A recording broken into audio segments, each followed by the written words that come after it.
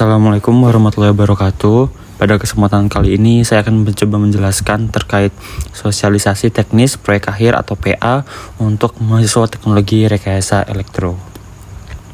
Terdapat 7 pokok pembahasan yang akan coba saya sampaikan. Yang pertama terkait pengajuan proposal, yang kedua pengajuan PA pada semester, yang ketiga pengajuan ujian, yang keempat proses sidang, yang kelima proses revisi, yang keenam proses yudisium, dan juga yang terakhir adalah pendaftaran wisuda. Yang pertama adalah terkait pengajuan proposal. Nah, berikut untuk flowchart pada pengajuan proposal. Yang pertama, mahasiswa perlu membuat proposal dari bab 1 sampai bab 3, lalu meminta tanda tangan dosen pembimbing pada halaman pengesahan, lalu submit pada G-form yang diberikan oleh Kaprodi, lalu mengecek status apakah proposal disetujui atau tidak. Jika disetujui, mahasiswa dapat mengajukan proses proposal di semester. Apabila tidak, mahasiswa perlu melakukan revisi yang diberikan oleh Kaprodi. Nah, untuk penjelasannya, yang pertama untuk template proposal pada format latex dapat dilihat atau diklik pada link tersebut. Selanjutnya, apabila mahasiswa sudah menyelesaikan membuat proposal dan sesuai bimbingan dari dosen pembimbing, maka perlu meminta tanda tangan dosen pembimbing pada halaman pengesahan. Selanjutnya, mahasiswa dapat submit proposal pada G-form yang diberikan oleh Kaprodi. Nah, mahasiswa dapat melakukan pengecekan status yang diajukan. Apabila proposal disetujui oleh Kaprodi, maka mahasiswa dapat mengajukan proses selanjutnya, yaitu submit pengajuan proposal pada semester. Akan tetapi, jika proposal tidak disetujui, maka mahasiswa perlu melakukan revisi kembali sesuai dengan informasi yang diberikan oleh Kaprodi. Pada umumnya, revisi yang diberikan itu berupa format penulisan, kesesuaian isi, dan juga lampiran yang belum sesuai. Nah, selanjutnya terkait pengajuan proyek akhir atau PA pada semester. Nah, berikut untuk lampiran flowchartnya. Yang pertama, mahasiswa dapat membuka semester, pilih menu pada pengajuan tugas akhir. Nah, lalu ada 2 pilihan, proposal dan juga tugas akhir. Mahasiswa perlu memilih tugas akhir, isi data yang diperlukan, lalu simpan dan tunggu approval Kaprodi, dan juga selanjutnya dapat mengisi menu catatan bimbingan. Nah, untuk penjelasan detailnya, yang pertama, jika proposal tidak di-ACC oleh Kaprodi, mahasiswa dapat melakukan pengajuan tugas akhir pada semester pada menu akademik, tugas akhir, dan pengajuan tugas akhir. Nah, selanjutnya, mahasiswa akan diminta untuk pemilihan 2 opsi, yaitu proposal maupun tugas akhir. Nah, itu yang dipilih adalah yang bagian tugas akhir, karena di DTD ini tidak perlu ada pengajuan proposal sehingga langsung saja ke bagian tugas akhir. Nah, lalu mengisi data yang diperlukan pada semester. Nah, biasanya yang diperlukan adalah judul bahasa Indonesia, bahasa Inggris, abstrak, terus dan sebagainya. Nah, selanjutnya jika sudah mengisi semua data, dapat mengajukan atau submit dan menunggu approval dari Kaprodi. Nah, pada saat pengajuan ini, mahasiswa tidak perlu mengupload file proposalnya karena proposal sudah diupload di G-form dan hanya menunggu approval dari Kaprodi. Nah, dasar Kaprodi untuk mengisi pada semester itu dari yang sudah diupload mahasiswa pada G-form. Nah, selanjutnya Kaprodi akan mengapprove pengujian PA pada semester apabila proposal yang disubmit G-form sudah disetujui. Selanjutnya, apabila sudah di-approve oleh Kaprodi, mahasiswa dapat membuka atau mengakses menu catatan bimbingan pada semester bagian tugas akhir. Nah, selanjutnya mahasiswa dapat melakukan atau mengisi bagian catatan bimbingan sebanyak 10 kali dan pastikan sudah disetujui oleh dosen pembimbing dan persentasenya sudah 100%. Nah, pada bagian ini mahasiswa hanya perlu mengisi bagian-bagian yang diperlukan setiap bimbingan dari bimbingan pertama sampai ke 10. Nah, untuk memunculkan persentase itu perlu di-approve oleh Kaprodi, sehingga mahasiswa perlu melakukan koordinasi secara internal dengan dosen pembimbing masing-masing untuk meng-approve pada bagian catatan bimbingan. Nah, jika sudah selesai mengajukan catatan bimbingan, mahasiswa dapat melanjutkan pada tahapan selanjutnya dan juga mengubah atau membuat ulang formatnya pada latex full naskah laporan proyek akhir yang dapat diakses pada link tersebut. Nah, selanjutnya adalah pengajuan sidang. Nah, untuk flowchart pengajuan sidang dapat dilihat pada slide, yaitu pastikan presentasi bimbingan sudah 100%. Selanjutnya dapat konfirmasi ke akademik DTD via WA. Selanjutnya mengisi data yang diperlukan, memantau informasi sidang yang di menu informasi ujian, dan juga mengkonfirmasi ke dosen penguji dan mengirim file laporan proyek akhir yang sudah final atau sudah selesai dilakukan pengujian dengan dosen pembimbing. Nah, untuk penjelasan detailnya, yang pertama, mahasiswa perlu memastikan dulu bahwa persentase di menu catatan bimbing itu sudah 100%. Nah, proses approval ini hingga muncul berapa persen itu hanya bisa dilakukan oleh dosen pembimbing, sehingga mahasiswa perlu koordinasi lebih lanjut secara internal dengan dosen pembimbing terkait part ini. Nah, selanjutnya jika persentase sudah 100%, mahasiswa dapat melakukan pengajuan tugas akhir. Nah, menu pengajuan tugas akhir ini tuh belum bisa diakses apabila belum dibuka atau didaftarkan oleh admin akademik, sehingga mahasiswa perlu mengkonfirmasi ke WA akademik di TEDi dengan menginfokan bahwa status persentase catatan bimbingan mahasiswa itu sudah 100%. Nah, selanjutnya tinggal menunggu proses dari Kaprodi. Apabila sudah diproses oleh akademik di TEDi, dan apabila sudah diproses oleh akademik di TEDi, maka mahasiswa dapat mengakses menu pengajuan atau pendaftaran ujian. Nah, lalu mahasiswa dapat mengisi data yang diperlukan seperti judul PA, abstrak, dan juga di situ perlu submit naskah full dalam bentuk PDF.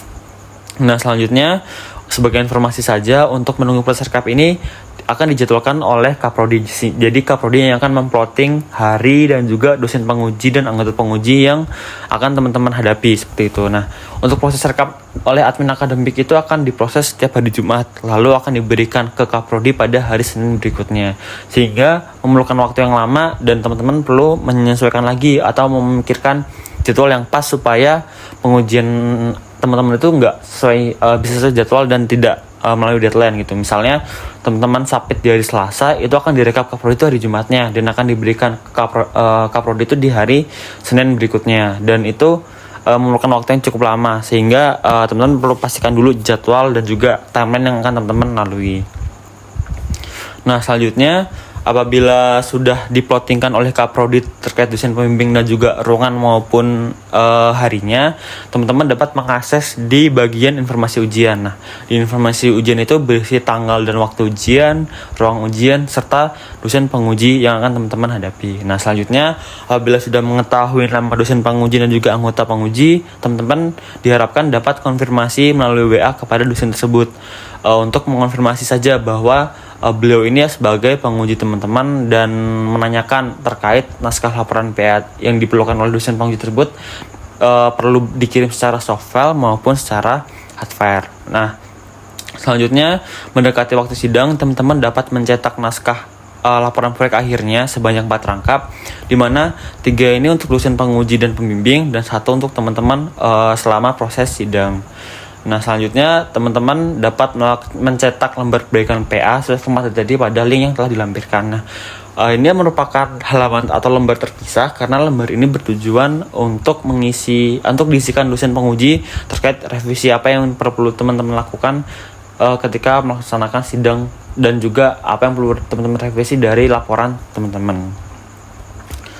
Nah, ini ada template yang mungkin teman-teman dapat gunakan secara garis besar terkait konfirmasi melalui WA kepada dosen penguji maupun anggota penguji yang dijadwalkan untuk menguji teman-teman. Nah, ini bertujuan untuk menginformasikan saja bahwa beliau-beliau ini adalah dosen penguji kalian, dan juga teman-teman juga perlu memastikan file naskah laporan PA itu dari dosennya berkenan dikirimkan secara soft file maupun hard file. Nah, apabila dosennya meminta soft file, maka teman-teman perlu mengirimkan secara email. Nah, tetapi jika dosennya memerlukan file hard file, teman-teman dapat mencetak terlebih dahulu dan memberikan kepada dosen tersebut beberapa hari sebelum sidang atau jadwal sidang dilaksanakan, sehingga dosen penguji itu dapat mempelajari dulu isi dari laporan yang teman-teman buat, seperti itu.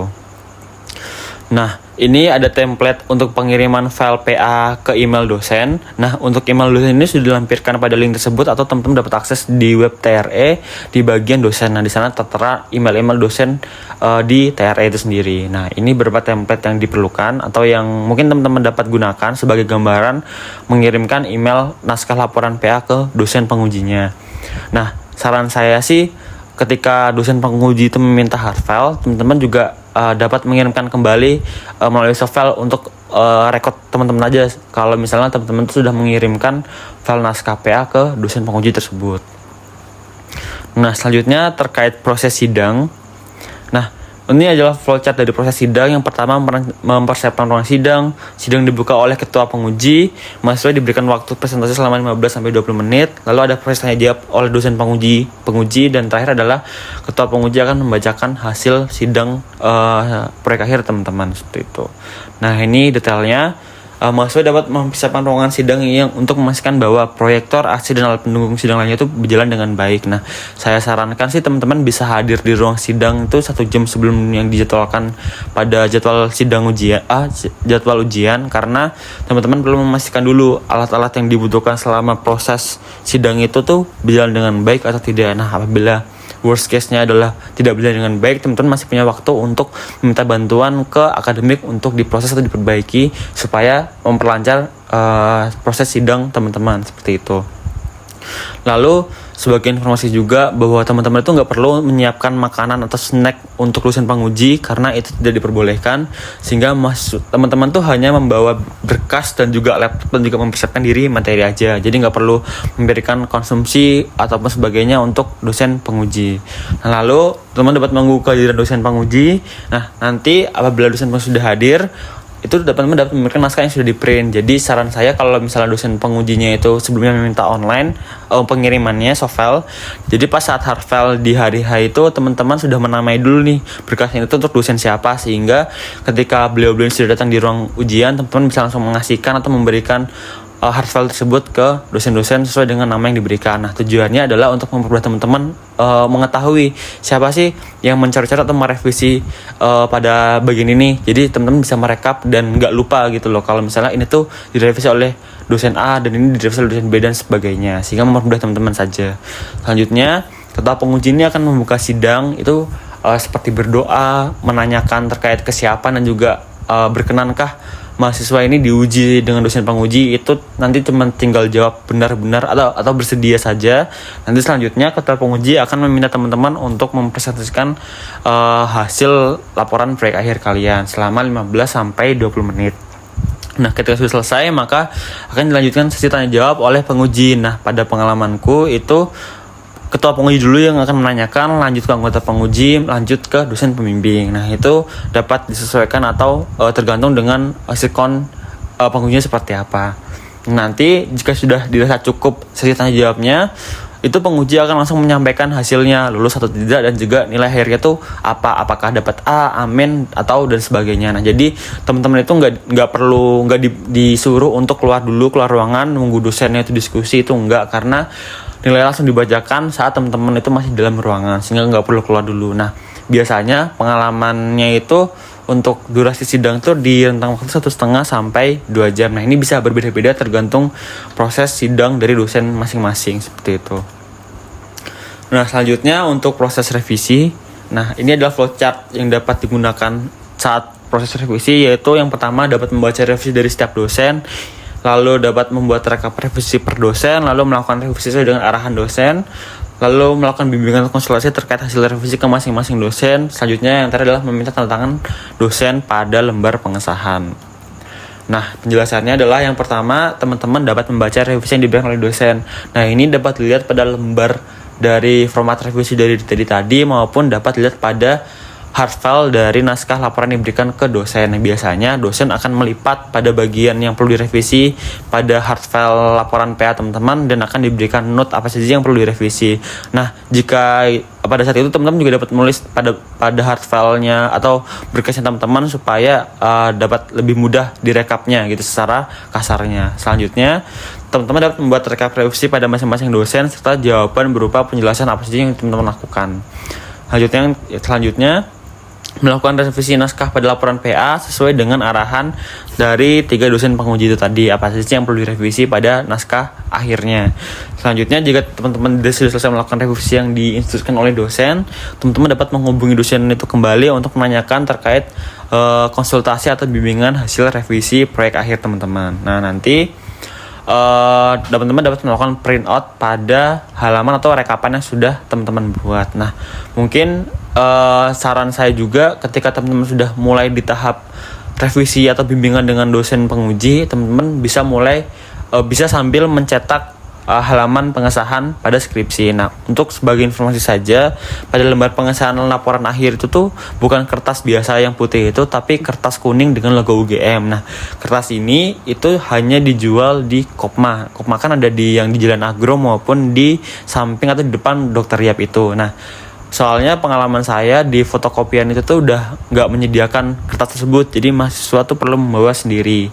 Nah, lalu sebagai info juga untuk gelar paroshit sebagai ketua departemen itu ada tambahan gelar IPM, sedangkan pada di web TEDi itu masih belum terupdate. Nah, mungkin kedepannya bisa teman-teman cek kembali di formatnya, apabila memang belum terupdate teman dapat menambahkan gelar IPM tersebut. Jangan sampai gelar tersebut belum ditambahkan tapi teman-teman sudah mulai meminta tantangan ke beliau, karena nanti teman-teman akan mengulang kembali dari awal dan membutuhkan waktu yang lebih lama.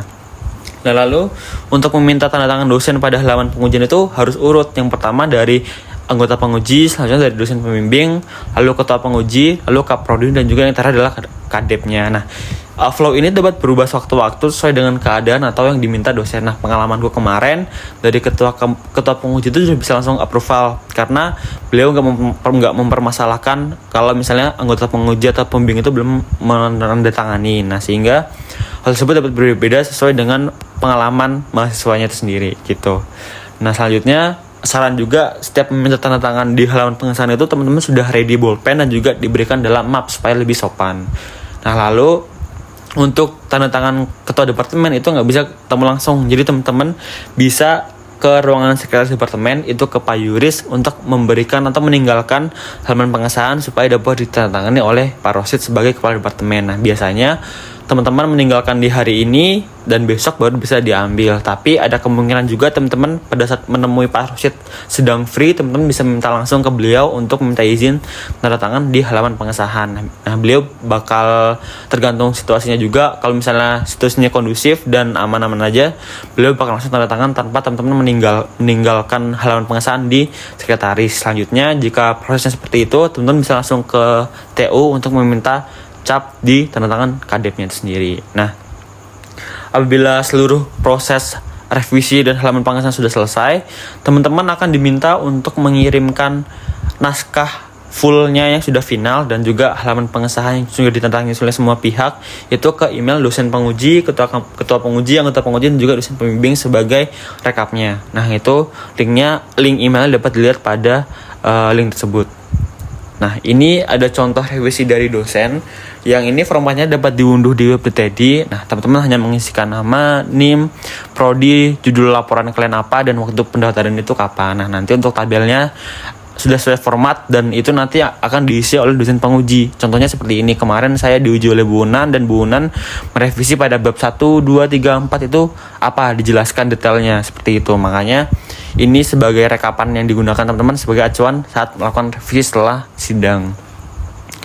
Nah, ini contoh template rekap revisi per dosen yang saya bilang tadi untuk mempermudah dosen dalam mengecek hasil revisi yang diberikan. Nah, ini contoh saja. Saya judulnya adalah rekap tanggapan dosen penguji proyek akhir, nama mahasiswanya, lalu ada dosen penguji itu siapa. Ini kan contohnya Bu Unan. Nanti tanggapannya itu apa? Jadi tanggapan ini itu adalah pemerintahan revisi yang diberikan pada lembar pengesahan, lembar revisi tadi, dan juga pada hard file yang diberikan untuk Bu Unan sendiri. Nanti saya tulis tuh tanggapannya itu apa sih yang perlu direvisi, lalu bawahnya adalah perbaikan yang sudah teman-teman lakukan. Contohnya pada tanggapan 1 ini saya diminta untuk penyesuaian tujuannya, lalu informasi atau jawaban yang diberikan adalah perbaikan yang sudah dilakukan terkait tujuan tersebut, dan selanjutnya sampai semua permintaan revisi itu sudah diselesaikan. Nanti dosen itu hanya mengecek pada ini saja, jadi dosen itu nggak ada waktu untuk mengecek ulang naskah full. Sehingga di rekapan ini sudah clear, maka teman-teman bisa dapat mendapatkan tanda tangan dari dosen tersebut seperti itu. Nah, ini adalah template yang dapat digunakan teman-teman untuk mengajukan atau mengirimkan email naskah full dan juga halaman pengesahannya. Nah, ini juga sebagai informasi saja bahwa pada jika sudah selesai melakukan revisi pada halaman pengesahan itu kan masih foto masih dalam bentuk latex biasa ya, dan itu kan perlu diimport tuh scanan hasil tanda tangan di lembar pengesahan sudah full itu sendiri. Nah, ini ada package yang dapat digunakan untuk mengimport PDF pada latex. Nah, untuk yang saya kuning ini merupakan judul halaman yang sesuai halaman lembar pengesahannya, sehingga dapat disesuaikan dengan nama judul dari teman-teman yang diberikan oleh teman-teman seperti itu.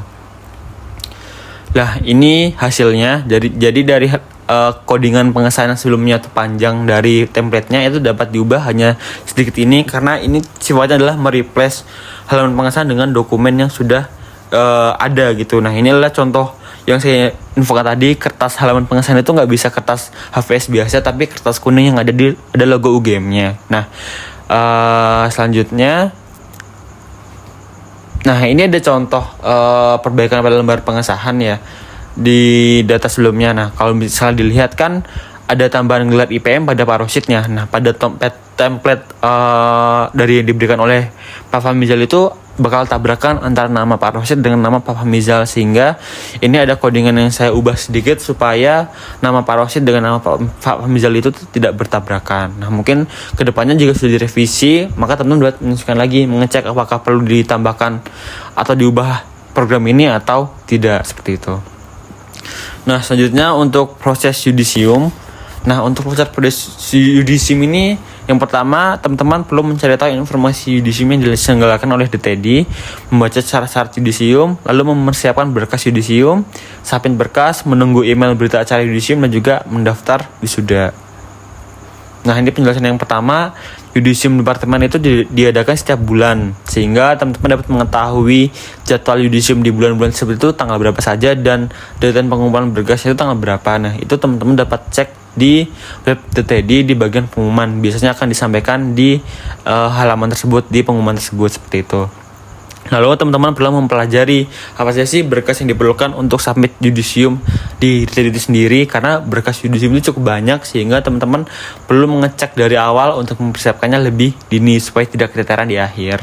Nah selanjutnya perlu mempertambahkan juga berkas tambahan yang diberikan oleh Pak Fahmizal selaku Kaprodi untuk mendapatkan tanda tangan pada form checklist judul PA, yaitu ada poster PA, submit paper yang dapat dicek pada link tersebut. Nah lalu berkas untuk submit yudisium DTD itu melalui akun @365ugm.ac.id yang dapat diakses pada link tersebut untuk mengecek apa saja berkas yang diperlukan. Nah lalu jika teman-teman sudah selesai mempersiapkan berkas dan submit berkas tersebut, teman-teman hanya perlu menunggu waktu yudisium, dan di DTD itu tidak ada seremonial yudisium, jadi hanya berdasarkan rapat departemen. Jadi teman-teman hanya tinggal menunggu waktu rapat. Misalnya rapat departemen jam 9 sampai jam 1 nih. Nah teman-teman dapat menunggu setelah jam 1, berita acara akan dikirimkan oleh admin akademik ke email teman-teman.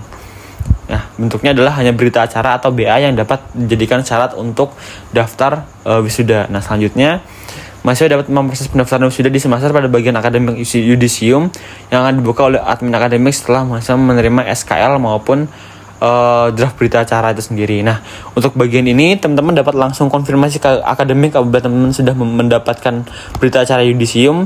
Teman-teman dapat konfirmasi ke akademik untuk dibantu dibukakan pada menu yudisium dari operator akademik DTD itu sendiri, supaya teman-teman dapat melanjutkan proses selanjutnya, yaitu mendaftar wisuda.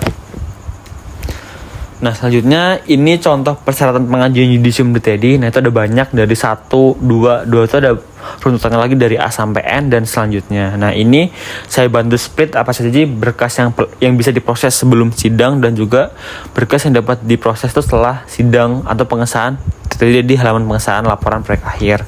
Nah untuk berkas yang bisa diproses sebelum sidang itu ada formulir permohonan yudisium, pas foto, transkrip sementara, scan ijazah terakhir, scan sertifikat PPSMB, scan sertifikat bahasa Inggris, draft paper, poster PA, dan juga scan bukti bebas pustaka. Nah untuk 9 berkas ini itu untuk formulir permohonan yudisium itu hanya tanda tangan kita saja tanpa ada tanda tangan Kaprodi atau DPA, sehingga dapat proses terlebih dahulu. Pas foto dapat dilihat dari ketentuannya 4:6 dengan kemeja putih, blazer atau jas hitam dengan background biru, jadi tidak perlu memakai dasi seperti itu. Lalu transkrip sementara ini dapat kosong jika di halaman PA, tapi jika di matkul lainnya ada yang kosong, teman-teman perlu konfirmasi dulu ke akademik, jangan sampai ada nilai yang kosong atau T.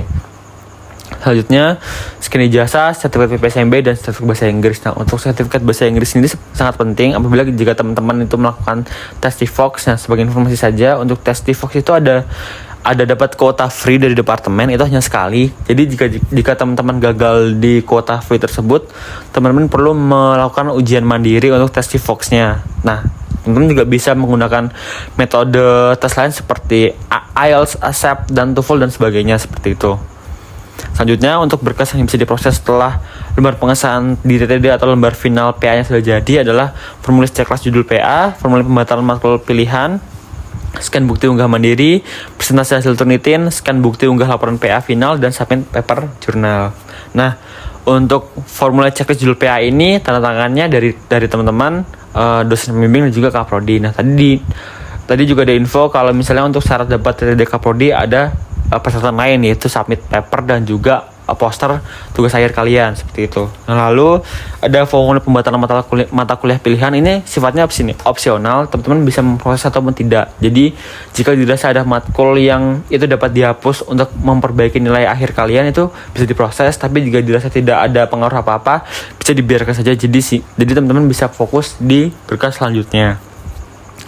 Nah, untuk unggah mandiri ini dilakukan di Simaster pada bagian perpustakaan. Nah, ini perlu dilakukan verifikasi oleh admin perpus, sehingga jika teman-teman diburu waktu, teman-teman setelah submit bisa langsung ke perpustakaan untuk meminta bantu verifikasi secara langsung oleh admin perpusnya. Nah, selanjutnya ini pada contoh berkas yudisium di surat pernyataan. Nah, sebelum teman-teman submit diunggah mandiri di ETD perpustakaan, dipastikan juga pada surat pernyataan PAI itu teman-teman perlu menambahkan tanda tangan dan juga materai. Nah, untuk materai ini bebas, boleh materai fisik maupun e-materai, tapi proses pembuatan kedua materai tersebut itu berbeda.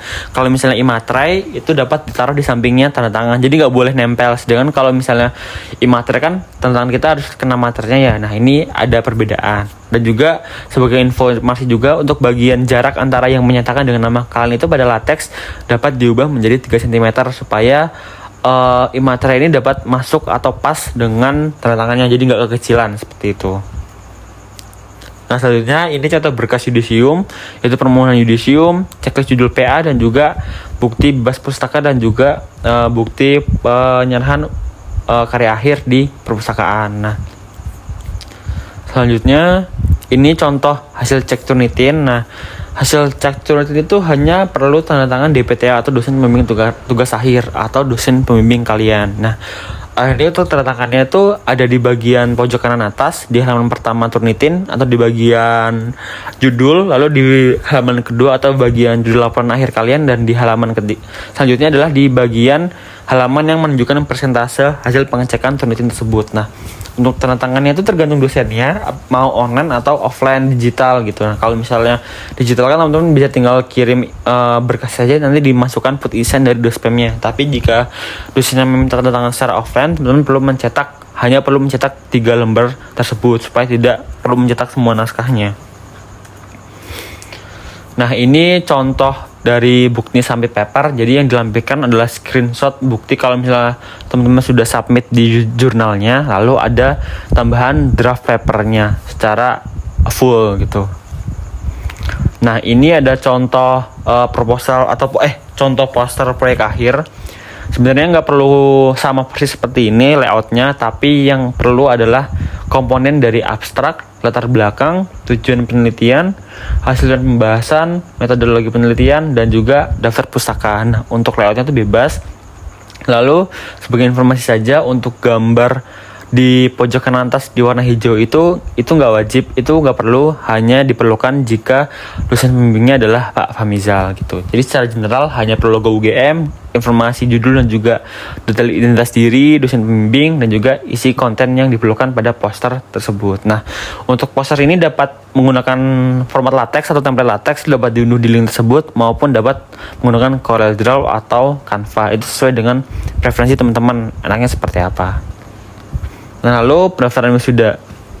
Nah, untuk proses pendaftaran wisuda ini cukup panjang, sehingga teman-teman bisa dapat atau membaca sendiri di link tersebut. Itu sudah saya lampirkan, dan itu sendiri bisa dibaca di web TRE bagian proyek akhir.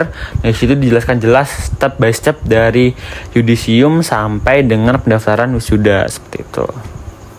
Nah, ini ada dokumen tambahan untuk pendaftaran wisuda, yaitu teman-teman perlu mengupload ijazah terakhir, berita acara yudisium atau SKL. Nah, jika berita acara perlu dikuningkan atau di note nama kalian. Lalu fotonya itu beda ya. Fotonya ini 3:4 dengan background putih dan juga dengan dasi bagi cowok. Nah, lalu ada scan KTP, lalu ada dokumen pendukung lainnya jika ada. Nah, fotonya ada di samping di kanan.